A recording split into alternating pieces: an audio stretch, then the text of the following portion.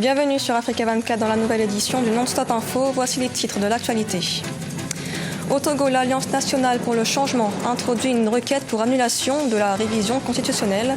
Elle dénonce une violation des droits et principes démocratiques des nouvelles dispositions. Avec une population de plus en plus jeune, l'Afrique a les clés de son développement selon la banque United Bank for Africa. Un événement a été organisé à Lagos, au Nigeria, pour inspirer la jeunesse. Et puis le Burkina Faso réglemente la circulation des véhicules poids lourds à Ouagadougou, la capitale. Une décision qui divise la population et les chauffeurs. Mais d'abord, en Côte d'Ivoire, le président du Sénat, Jano Ahoussou Kouadio, a annoncé officiellement ce mercredi son départ du PDCI pour rejoindre le RHDP. Une décision qui provoque des incompréhensions au sein du PDCI, dont il était l'un des piliers. Son intégration au sein du RHDP prendra effet le 2 juin 2019, une fois que le président du Sénat aura expliqué sa décision aux habitants de sa ville.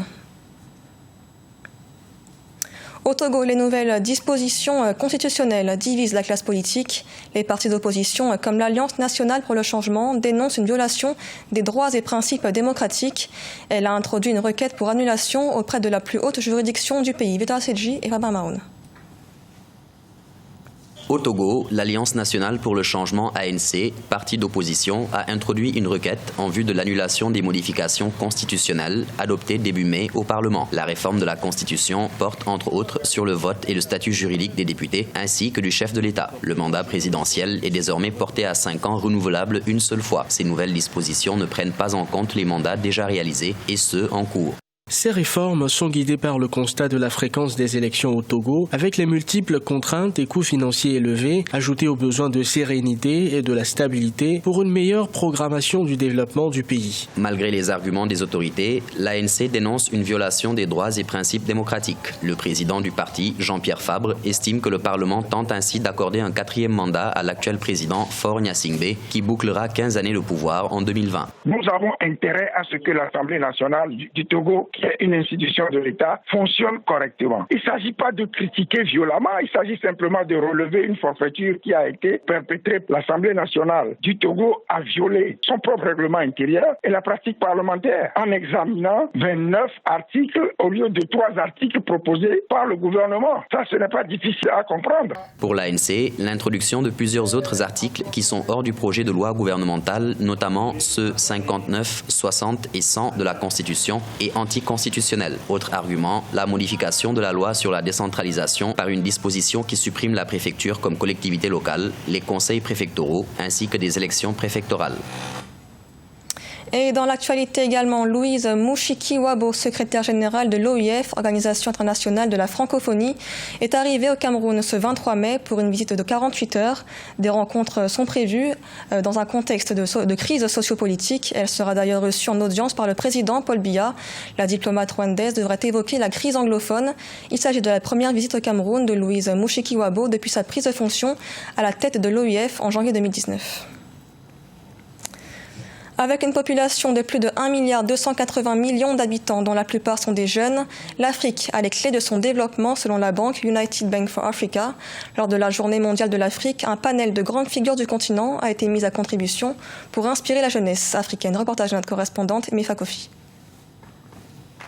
L'unité africaine célébrée par United Bank for Africa.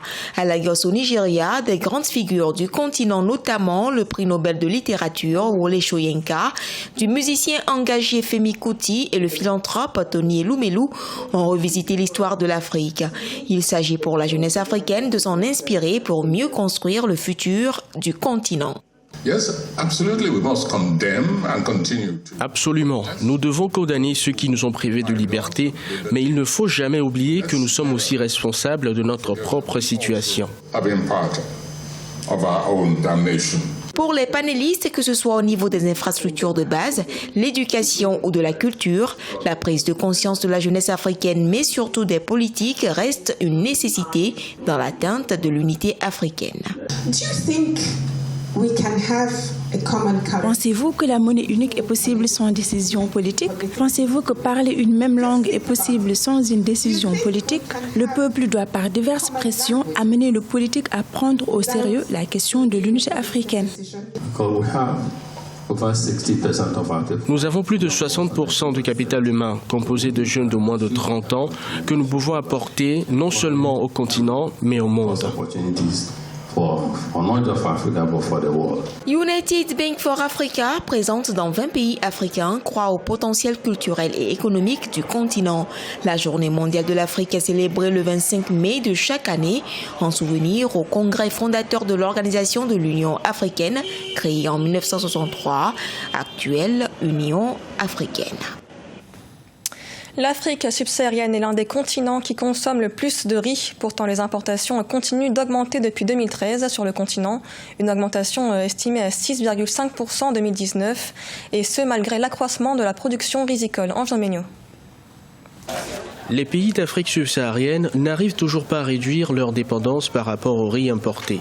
Selon des études, le Nigeria est classé deuxième importateur mondial de riz, derrière la Chine avec 2,2 millions de tonnes, tandis que la Côte d'Ivoire se retrouve cinquième avec 1,5 million de tonnes. Une dépendance au riz importé qui s'explique notamment par un manque de soutien à la production locale. Pour que nous soyons plus dépendants du riz qui vient d'ailleurs, ça doit passer par la promotion de la production locale de riz dans chaque pays africain. L'accès aux intrants, aménager les bas-fonds, procéder à la mécanisation pour pouvoir accroître la production, mettre en place des petites unités de transformation. Dans la zone subsaharienne, le Ghana et le Sénégal font l'exception en matière d'importation de riz. La céréale connaît une chute en importation de l'ordre de 251 000 tonnes au Sénégal, avec un bénéfice en production locale estimé à 65 milliards de francs CFA. Le Ghana, de son côté, connaît des prévisions en baisse avec 680 000 tonnes en 2018 contre 700 000 tonnes en 2017. Il faut aussi que les producteurs puissent avoir accès au financement. C'est vraiment un facteur bloquant. On ne peut pas se lancer dans une activité agricole sans un minimum de financement. Et les mécanismes de financement même qui sont en vigueur actuellement pour les petits producteurs ne sont pas accessibles à ces producteurs-là. L'Afrique subsaharienne produit moins de 5% du riz mondial. La céréale constitue principalement un aliment de base en Afrique orientale et occidentale. Le Burkina Faso réglemente la circulation des véhicules poids lourds à Ouagadougou, la capitale. Des véhicules désormais interdits de traverser la ville en journée. Une décision saluée par la société civile. Les chauffeurs demandent quant à eux une révision de l'arrêté. Reportage de notre correspondant Jean-Paul Ouedraogo. Au Burkina Faso, un arrêté signé le 7 mai 2019 par le maire de la capitale Ouagadougou interdit les véhicules de type poids lourd de traverser la ville pendant la journée. La mesure émanant d'un décret de 2018 vise à fluidifier la mobilité urbaine face à la dimension aujourd'hui réduite des infrastructures routières. Une décision saluée par les organisations de la société civile qui ont longtemps attendu l'application de ce décret. Pour nous, une vie, ça n'a pas de prix. Il faut mettre tous les moyens et la rigueur qu'il faut pour organiser le trafic.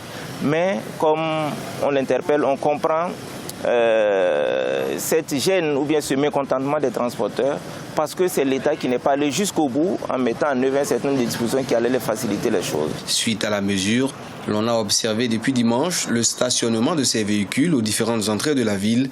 Accusés de bloquer le passage aux autres usagers de la route, les concernés, eux, nient toute idée de protestation. Toutefois, ils demandent aux autorités la révision de l'arrêté.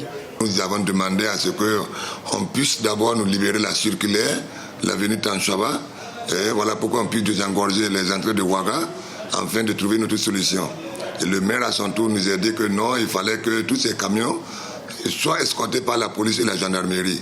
Et donc sur ce, nous sommes restés sur cette discussion et nous n'avons pas au final trouvé une issue de sortie. Dans un communiqué rendu public mercredi 23 mai, la police nationale a appelé les chauffeurs routiers à reprendre le service dans le respect des textes en vigueur. Des dispositifs leur permettant de stationner seront construits les jours à venir. Foi du maire Armand Bewendi. Ce journal a été réalisé par l'ensemble de la rédaction. Merci de l'avoir suivi. L'actualité continue sur Africa 24.